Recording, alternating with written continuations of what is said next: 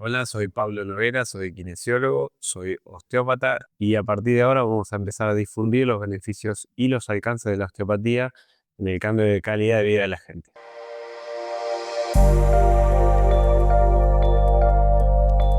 Puntualmente la osteopatía es una disciplina terapéutica que se basa en terapias manuales y básicamente se trata en diagnosticar, tratar y prevenir restricciones de movilidad. Cuando hablamos de restricciones de movilidad no hablamos solamente de movilidad articular, lo que tiene que ver con el sistema musculoesquelético, sino también hablamos de limitaciones de movilidad visceral, enfocan en los órganos más profundos, más internos, el sistema craneal y sus meninges, sus estructuras profundas que también necesitan una correcta movilidad, circulación de líquido cefalorraquídeo y sobre todo movilidad craneal, que a pesar de lo que muchos creen, el cráneo también se mueve y bastante. Y la conjunción de todo esto genera que el equilibrio interno esté sostenido, ¿sí? A lo que nosotros llamamos homeostasis. Para lograr esto, nosotros buscamos desde diversas técnicas, todas manuales, el enfoque mucho más integral y global, ¿sí? Nunca pensamos que la patología es local. Siempre identificamos al cuerpo como una unidad y no podemos dejar de relacionar la mente con el cuerpo, con las emociones. Todo conlleva a un tratamiento siempre tridimensional. Partiendo de lo que veníamos diciendo, hablamos justamente de las leyes que nosotros seguimos. Hablamos del cuerpo como unidad, como decíamos recién. Vamos a hablar de lo que tiene que ver con la famosa ley de la arteria, que para nosotros es fundamental porque creemos que la circulación de líquidos, de fluidos, hace que el tejido se alimente correctamente, va a ser mucho más fácilmente resuelta. ¿Por qué decimos esto? Porque cuando nosotros trabajamos en la circulación sanguínea, la llegada del sistema inmune es mucho más clara. Entonces nuestro sistema defensivo va a poder trabajar, reaccionar mucho más rápidamente y mucho más fácilmente. Siempre lo pongo de ejemplo con los pacientes, pero el paciente que no se alimenta bien, no funciona bien porque no come bien. Bueno, nuestros tejidos es lo mismo. Si el tejido no se alimenta bien, no se alimenta el sistema, lógicamente no va a funcionar bien. Partiendo de ese principio, nos vamos al próximo, que habla del principio de autorregulación y autocuración del que tiene el cuerpo. Justamente va de la mano la de la arteria, porque si una correcta circulación sanguínea, si una correcta circulación de fluidos hace que el tejido esté bien alimentado, las capacidades que, como decía anteriormente, del sistema inmune para estar todo el tiempo regulándonos y curándonos, siempre van a ser mucho más fáciles. Entonces, nuestro sistema no es que espera que eh, la sangre llegue, está todo el tiempo trabajando para regularse y para curarse. Entonces, la autocuración sería la autorregulación activamente. Por tanto, partiendo de esa base, pasamos a la otra ley que habla de que la estructura gobierna la función. Últimamente es la que nos genera un poco más de controversia porque hoy en día las cosas han cambiado mucho. Antes se pensaba que la estructura siempre sostenida, mantenida, una estructura sólida, evitaba que la función tenga algún problema. Hoy en día se ha visto que la función, aunque la estructura no sea la ideal, puede sostenerse y mantenerse. Entonces, nosotros podemos vivir sin dolor y ser funcionalmente activos a pesar de que la estructura no sea lo ideal. Dentro de lo que nosotros buscamos, seguimos modelos, que son los modelos osteopáticos, que nos dan una pauta de cómo ahondar o abordar al paciente, y dentro de los cuales, de acuerdo a cada uno de los que llegue a la consulta, nosotros vamos evaluando de modo preciso, escuchando, sintiendo al paciente para que, de acuerdo a eso, nuestras técnicas puedan generarle un beneficio bastante mayor. Hay un modelo más estructural que se basa puntualmente en los que tiene que ver con el sistema musculoesquelético, donde uno puede sostener que la patología está deviniendo por la postura laboral, por el esfuerzo que está realizando, por malas mecánicas o malos gestos motores. Entonces uno va por ahí trabajar técnicas más estructurales para que el paciente genere beneficios a nivel más musculoesquelético, ¿sí? Después tenemos un modelo más neurológico que ya aborda el sistema nervioso, donde el paciente que hoy en día lo vemos en la consulta cotidianamente, que habla de las disfunciones más que hoy tenemos, que habla del estrés y sus consecuencias, donde el sistema neural, sobre todo el autónomo, que después lo vamos a ahondar, está totalmente desregulado y a partir de eso aparecen situaciones cotidianas donde el cuerpo empieza con palpitaciones, gastritis, todas colon irritable, patologías que hoy veo uno en el día a día que puntualmente no tienen nada que ver con lo que tiene que ver con la función del sistema, porque orgánicamente el sistema está funcionando correctamente, pero las alteraciones aparecen igual. El otro modelo a seguir, que es bastante común también, tiene que ver con el modelo más circulatorio, respiratorio, ¿sí? Que habla básicamente de los diafragmas que el cuerpo tiene. Eso es un modelo también que podemos trabajar en varias situaciones cotidianas porque hoy en día bajo esas situaciones estresantes generan justamente una alteración en los diafragmas del cuerpo que lo que hacen es sostener o equilibrar presiones y evitar o aumentar el pasaje de fluidos en nuestro cuerpo. Entonces, hoy en día donde se vive bajo situaciones de estrés cotidiano, donde el sistema simpático, que después ahondaremos un poquito más adelante, no genera una lucha constante, un sistema donde estemos en alerta constantemente, donde estamos preparados para la guerra, nuestros sistemas de presión están siempre aumentados. Por tanto, hay muchas patologías que aparecen a partir de eso, ¿sí? Uno escucha pacientes que tienen disminución en la motilidad gastrointestinal, pacientes que tienen hernias de hiato, pacientes que tienen diastasis abdominales. Todo tiene que ver con el desequilibrio que hay entre la presión, en este caso intraabdominal, y tiene que ver con los diafragmas pélvicos y el músculo diafragma puntualmente, ¿sí? Y por último, y creo que es el que integra todo, que es el modelo biopsicosocial, que habla de justamente la conjugación de todos los modelos que he descrito anteriormente. Por tanto, creo que ese es hoy el predominante y no hay un patrón que no se vea en todos los pacientes que uno ve, que uno atiende cotidianamente, porque todos tienen una mezcla de cuadros, una mezcla de modelos que termina después generando que uno tenga que trabajar a todos los niveles. Pero creo que la regulación del sistema autónomo, a partir de muchas técnicas manuales y respiratorias también, puede llegar a buscar ese equilibrio que el paciente necesita para salir de ese cuadro vicioso doloroso, ¿sí? Por tanto, el equilibrio no es solamente musculoesquelético. Las causas del dolor no son musculoesqueléticas y a partir del trabajo de todos los sistemas del cuerpo, el paciente va a referir y va a sentirse mucho mejor con los trabajos cotidianos, sean respiratorios, sean manuales, sean de entrenamiento de esfuerzo, sean de entrenamiento de movilidad. Todo lo que genere buenas sensaciones al cuerpo, el cerebro después lo va a leer y lo va a poder interpretar correctamente. En la consulta cotidiana uno recibe mayormente consultas, ahora no tanto, por suerte hay mucha más difusión de lo que los órganos generan internamente y toda la sintomatología a nivel de columna o a nivel general que pueden gestar. Entonces, antes se pensaba que la osteopatía era puntualmente el crujir huesos, trabajar sobre el sistema musculoesquelético solamente y nada más lejos de eso. Entonces, hoy, por suerte, hay mucho más difusión, hay mucho más conocimiento y mucho más integración de los sistemas del cuerpo y no solamente nos quedamos con lo que tiene que ver con musculatura cervical, musculatura lumbar, dolores cervicales, dolores lumbares, etcétera. La osteopatía no es solamente crujir huesos ni hacer ajustes vertebrales. Es mucho más que eso, pero tampoco nos metemos con lo que tiene que ver con tratamientos médicos. No, no, son cosas totalmente diferentes que respetamos y valoramos, pero el camino va por otro lado.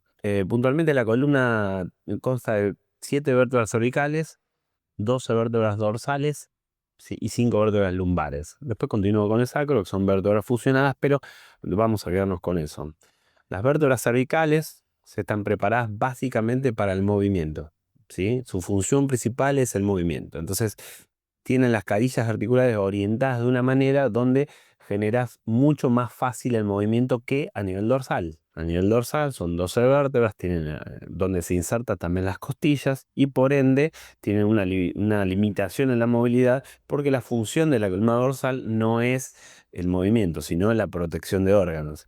Como tal, tiene una caja o una jaula torácica, como le dicen, que protege estructuras como el corazón y los pulmones, ni más ni menos que esos. Entonces, la columna lumbar, que es la última parte, es una zona mucho más rígida, una zona donde son 5 vértebras que lo que funcionalmente logran es generar estabilidad, sostén, son amortiguación de cargas, ligamentos vértebras mucho más grandes, ligamentos mucho más potentes, mucho más rígidos, porque puntualmente la función es otra. ¿Qué pasa en el día a día? La gente cree que las cervicalgias, las lumbalgias son porque tiene una protección discal, porque el disco no está funcionando. Bueno, la realidad dista mucho de lo que estamos hablando acá.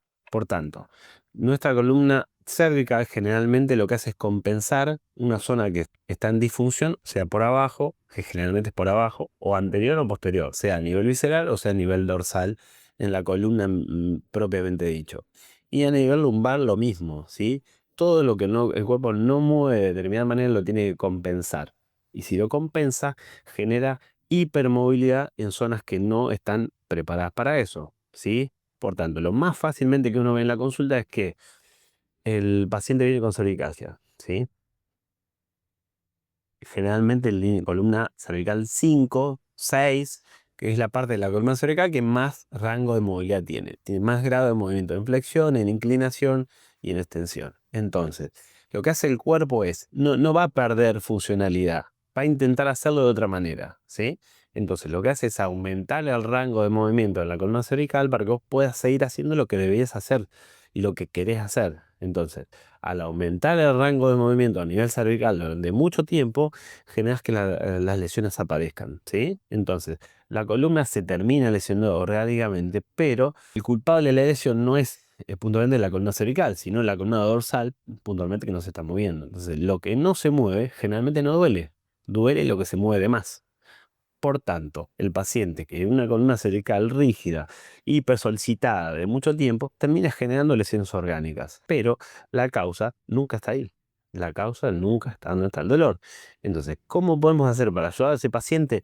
Primero, generando desbloqueos, generando liberaciones de tejido, sea facial, sea muscular, sea ligamentario, sea visceral, ¿sí? Haciendo que el sistema ceda y además de eso, generando un tratamiento siempre integral, siempre global, pensando en el sistema en forma mucho más genérica que lo que tiene que ver con una zona local. Pensemos que nosotros nos movemos en cadenas de movimiento, por tanto, las cadenas de movimiento empiezan en el cráneo, anterior o posterior, y terminan en la planta de los pies. Entonces, si nosotros tratamos localmente una zona, no sirve, no alcanza, porque los tejidos se comunican y siguen en su cadena de movimiento, ¿sí?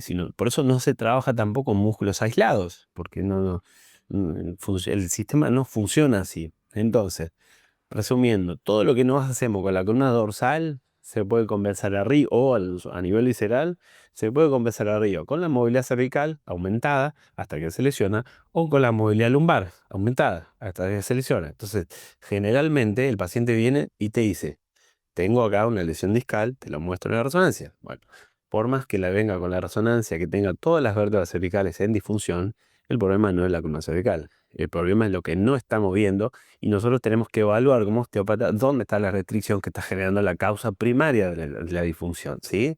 Entonces, a partir de equilibrar el sistema, sea a nivel articular, sea a nivel visceral, sea a nivel craneal, el paciente va a mejorar y va a mejorar sobre todo su cuadro sintomático para después va a generar además de eso mejores sensaciones a nivel cerebral y eso va a generar una respuesta mucho mejor del sistema. Ahora vamos a ver un poquito de lo que tiene que ver con regulación más profunda, más interna y te diría clave en el funcionamiento equilibrado del cuerpo, ¿sí? Entonces, no podemos no hablar del famoso cortisol, que es una hormona clave en la respuesta al estrés, una hormona que es súper importante porque participa en la regulación de la glucemia, participa en la terapia antiinflamatoria, participa en la respuesta del sistema inmune. Entonces, cuando el cuerpo necesita tener cortisol en sangre, hay un eje que se llama hipotálamo, hipofisario adrenal, que lo libera, ¿sí? Lo libera en pos de esa respuesta al estrés. El problema es que después hay una retroalimentación que genera que ese cortisol deje de segregarse y por ahí el valor se normaliza. Hoy en día se vive bajo situaciones de alerta constante y esa cronificación de ese estado hace que el cortisol siga en sangre en valores elevados, ¿sí? Al tener un valor elevado de cortisol, muchas de las situaciones cotidianas que estamos hablando que se empiezan a perpetuar. Entonces, el trabajo sobre la regulación de la presión arterial deja de ser efectivo, entonces hay una alteración de la presión arterial, hay neuroinflamación, hay mala respuesta del sistema inmune. Por en tanto, nosotros lo que empezamos a hacer es prepararnos para huir, para la guerra, para estar todo el tiempo en sistema de alerta prendido. Como estamos con el sistema de alerta prendido, lo que hacemos es digitar a dónde va a ir la sangre. Si queremos huir, nuestra sangre va a ir principalmente a nuestras extremidades, sean miembros superiores o miembros inferiores, pero no a las zonas más vitales. Vamos a inhibir la digestión, vamos a inhibir procesos metabólicos importantes para que el cuerpo funcione correctamente. Y ahí es donde empezamos a desregularnos más aún, ¿sí? Hoy en día se ve mucho en la consulta, pacientes desregulados desde el cortisol y muchos sistemas más. Cuando hablamos de cortisol, estamos hablando del sistema nervioso autónomo, la parte simpática, ¿sí? Donde el neurotransmisor importante es la adrenalina. Entonces, hoy en día estamos puntualmente en un estado de alerta constante, preparados justamente, como decíamos recién, para la alerta y la huida, para la guerra, y nunca podemos equilibrar con el sistema parasimpático, que es el otro conformador del sistema nervioso autónomo, ¿sí?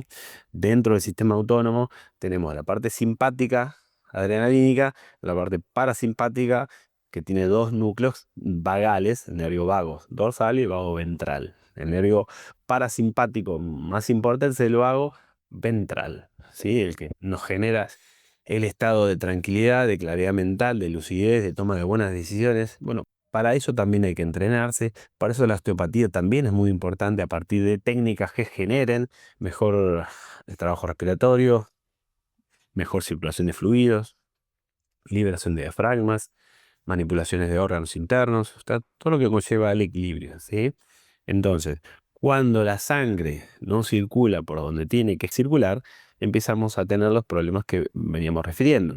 Un paciente que duerme mal, come mal, está ansioso, está con colon irritable, está con gastritis, todas situaciones cotidianas que se dan que uno consulta a su médico de cabecera o su médico especialista en diversas situaciones, pero orgánicamente el cuerpo no tiene nada. O sea, se hacen los estudios, se hacen endoscopía, colonoscopía, etcétera, y al paciente le dicen, no tenés nada, el problema es otro. Bueno, puntualmente ahí donde nosotros podemos, desde nuestro trabajo, poder llegar a generar ese equilibrio, ¿sí? Por eso es tan importante, no solamente desde las terapias manuales musculoesqueléticas que la gente por ahí piensa, sino desde lo más profundo, equilibrar el sistema autónomo. La base de todas las desregulaciones del sistema está ahí. Si nosotros nos equilibramos por dentro, nuestro cerebro va a tener mucha mejor información de la que nos estamos generando. Entonces, nuestro cerebro se nutre de información proprioceptiva, o sea, hoy en día se trabaja mucho a nivel físico, por suerte, y gracias a muchas cadenas y estímulos que nosotros tenemos a partir de trabajo de fuerza, trabajo de flexibilidad, trabajo de cadenas de movimientos, o sea, hoy en día proprioceptivamente se trabaja mucho. ¿Qué quiere decir proprioceptivo? Todos los receptores a nivel articular, receptores a nivel ligamentario, receptores a nivel muscular, todo eso que nosotros generamos a nivel proprioceptivo llega al cerebro. Sí o sí va al cerebro. Nuestro cerebro se está enterando que nosotros estamos haciendo actividad física. El trabajo físico no solamente tiene que ver con el trabajo postural, el estímulo de la fuerza, que obviamente genera muchos beneficios en el cuerpo, en la parte musculoesquelética, sino también el trabajo físico genera una estimulación de proteínas que actúan a nivel cerebral. Y no solamente con el efecto de muscular o el efecto de generar mejoras en la postura, sino mejora el tratamiento sobre la memoria, ¿sí? Hay algo que se llama neurogénesis hipocampal, que tiene que ver con el crecimiento y formación de nuevas neuronas, ¿sí? En el hipocampo y el rejuvenecimiento de las neuronas que ya estaban. Entonces, además de hacer actividad física, estimular propioceptores que llegan al cerebro, además de eso generamos beneficios a nivel de memoria, ¿sí? Y antidepresivos también. Entonces, es muy importante el trabajo físico, pero básicamente el trabajo físico y que el paciente le guste lo que hace, ¿sí? Porque eso es otra de las cosas que tenemos que tener en cuenta, tener buenas sensaciones. Nuestro cerebro se nutre de buenas sensaciones. Estamos hablando de cómo la información llega al cerebro también. Llegamos por un lado por los proprioceptores, por un lado por los esteroceptores. ¿Qué quiere decir esteroceptores? Los sentidos, ¿sí? El caminar, al aire libre, el sol, los pajaritos, la música, todo ese tipo de estímulos que los receptores, esteroceptores, generan esa energía que fluye al cerebro para informar que estamos haciendo una actividad que nos está gustando, ¿sí? Y por último, lo tiene que ver con la información interoceptiva. ¿Qué es la interocepción? Es la información interna que nosotros generamos desde nuestro cuerpo hacia nuestro cerebro, ¿sí? Toda la información que nosotros generamos desde nuestro cuerpo al cerebro llega a una estructura que se llama ínsula. La ínsula cerebral es una estructura que está ubicada en el medio del cerebro que regula toda nuestra información y sobre todo la proyecta a la corteza frontal y a otras estructuras del sistema límbico y la regulación emocional que ello conlleva. Nuestra falla, más que nada hoy, por lo menos lo que yo percibo en el día a día, que nosotros debemos muy poca información de lo que estamos llevando de nuestro cuerpo al cerebro. Entonces, el equilibrio entre la propriocepción, la esterocepción y la interocepción es lo que genera que el cerebro reciba la información correcta para después luego determinar la respuesta a tomar, ¿sí? Cuando me meto en la interocepción, hablo de información que viaja del intestino, de los órganos internos al cerebro. Y ahí abro otro gran punto que tiene que ver con la información que el nervio vago es la vía, la autopista al cerebro, ¿sí? El nervio vago desde sus aferencias genera mucha más información de la que el cerebro manda al cuerpo. El 80% del nervio es aferente, por tanto lleva información del cuerpo al cerebro y no tanto como se pensaba antes que la información iba del cerebro más al cuerpo. Bueno, el 80% del nervio es aferente. Por tanto, es muy importante cómo nosotros nos sentimos internamente. Y ahí entramos en otro punto mucho más importante, es cómo nos alimentamos, ¿sí? ¿Por qué digo esto? Porque los intestinos son la clave, y lo habrán escuchado seguramente, es la regulación general. Porque nosotros comemos y esa información va a ir al cerebro. Si nosotros comemos muy mal, ¿sí? Nuestro cerebro lo va a saber. Nuestro cerebro recibe información de la serotonina. El 90% de la serotonina del cuerpo se forma en el intestino, ¿sí? La dopamina, la hormona del placer, el 50% se forma en el intestino. El sistema inmune, las células inmunitarias, el 70-80% de las células inmunitarias se forman en el intestino. Entonces, si nosotros comemos mal, tenemos malos hábitos, andamos ansiosos, nerviosos, preocupados, nuestro sistema visceral le va a contar a nuestros cerebros cómo estamos. Por tanto, nuestra respuesta cerebral va a ser la que nosotros le estamos mandando. Entonces, no podemos estar equilibrados cuando nuestro sistema interoceptivo falla. Entonces, hay pacientes que te dicen, hago actividad física, como sano, no tengo sobrepeso, no tomo medicación y me duele todo. Bueno, me están diciendo claramente cuál es la respuesta. El problema no es físico. Y en esas situaciones donde el cuerpo manifiesta tensión, dolor, porque el paciente lo siente y por eso va a la consulta. Pero cuando uno revisa o evalúa cómo está el paciente, se da cuenta que el paciente está equilibrado a media, porque el mensaje interoceptivo no está llegando. Nuestra ínsula cerebral no está recibiendo correctamente la información o no le estamos mandando la información correcta desde nosotros. Bueno, para eso también nosotros desde nuestras terapias podemos ayudar a modularlo, a regularlo, estimulando los patrones respiratorios, estimulando el bloqueo diafragmático, estimulando la movilidad visceral. Todo desde el tratamiento osteopático se va a regular y se va a equilibrar. Obviamente con pacientes que sigan lo que nosotros intentamos pregonar, que es el buen hábito, la buena movilidad, el trabajo físico y sobre todo el equilibrio interno. Para ir cerrando un poco el tema eh, y dar una introducción final a todo esto, eh, hablamos del sistema musculoesquelético, hablamos del sistema endocrino, hablamos de cortisol, hablamos de nervio vago, hablamos de estructuras cerebrales. Todo ese tipo de cosas las vamos a ir desarrollando con los próximos podcasts. O sea, me parece que la intervención conjunta de todos es lo que después va a dar una respuesta súper amplia, súper divertida y súper concreta para que el paciente entienda por qué la osteopatía genera tantos beneficios y entienda por qué un montón de síntomas que tiene en el día a día no tienen hoy su explicación. Bueno, si te gustó el video, gracias por haber llegado hasta acá. Si te gustó el video, por favor suscríbete y vamos a seguir ahondando en nuestros temas que me parecen muy interesantes. Gracias.